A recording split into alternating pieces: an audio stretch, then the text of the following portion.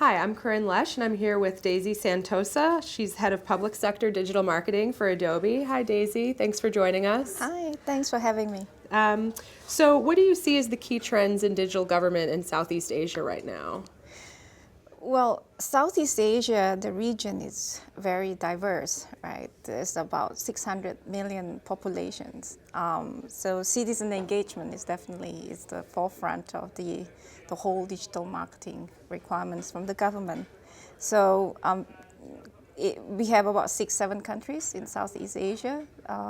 We have our headquarters is in Singapore, and Singapore is really the extreme in terms of digital government.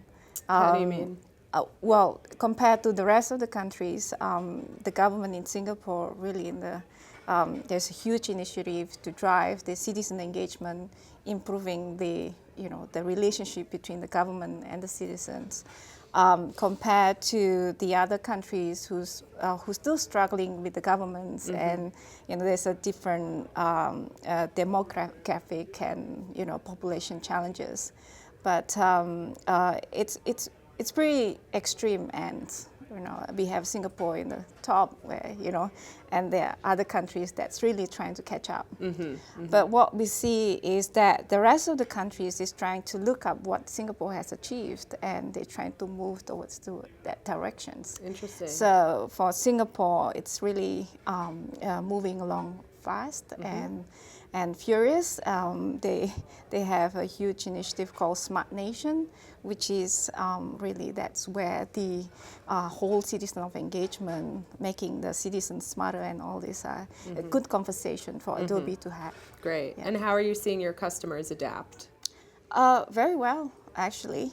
Interestingly, it's beyond just mobility, but they have now looked into the more than just the digital presence, but it's also the physical presence, and how digital presence, help to drive the experience for the physical presence, like for example kiosk.